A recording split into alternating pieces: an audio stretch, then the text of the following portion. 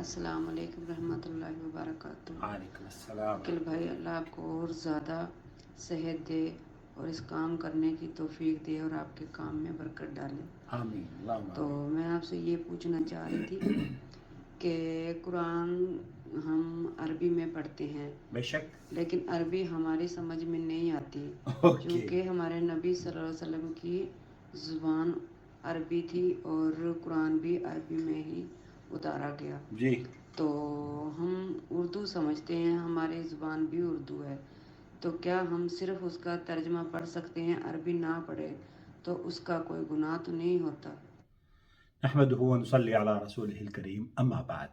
بہن یہ جاننا چاہ رہی ہیں کہ اردو میں اگر ہم قرآن کریم کا ترجمہ پڑھ لیتے ہیں تو کیا ہمیں کوئی گناہ ملتا ہے؟ جی نہیں، آپ کو دراصل قرآن کریم کو پڑھنا جو قرآن کریم کا ہے نا، وہ تو عربی زبان میں ہوتا ہے۔ اگر کوئی یہ سمجھتا ہے کہ میں قرآن کریم کو اردو میں پڑھ رہا ہوں، الحمدللہ رب العالمین، یہ قرآن کریم کا پڑھنا ہے، اور یہ پڑھنا کہ تمام تعریفیں اللہ کے لیے ہیں، تو یہ اس کا اردو ترجمہ ہے۔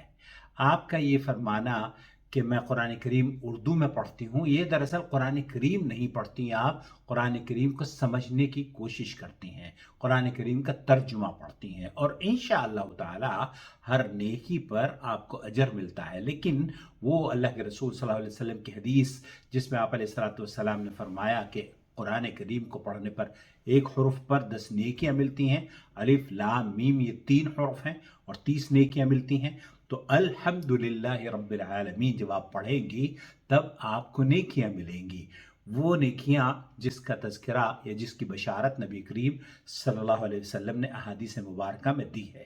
لیکن اگر آپ ترجمہ پڑھتی ہیں تو اس کو یہ نہیں کہا جائے گا کہ آپ نے قرآن کریم پڑھا ہے، بلکہ یہ کہنا چاہیے کہ ہم نے قرآن کریم کا اردو میں ترجمہ پڑھا ہے یا تفسیر پڑھی ہے، جسے ہم سمجھنے کی کوشش کر رہے ہیں، اور اس میں بھی انشاءاللہ تعالی اللہ کے احکام کو پڑھنا، اس کو سمجھنا اور اس پر عمل کرنا یہ اس کی قبیل سے ہے۔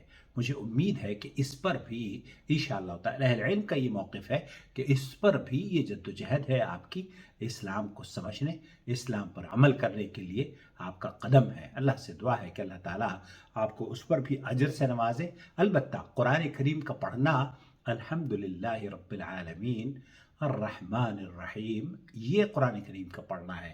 جب ہم یہ پڑھتے ہیں کہ تمام تعریفیں اللہ کے لیے ہیں، تو یہ اس کا ترجمہ، ہم سورہ فاتحہ کا ترجمہ یا قرآن کریم کا ترجمہ پڑھ رہے ہوتے ہیں، سمجھ رہے ہوتے ہیں۔ مجھے امید ہے وضاحت ہو گئی ہوگی۔ پلیز میرے واٹس ایپ چینل کو بھی فالو کر لیجئے۔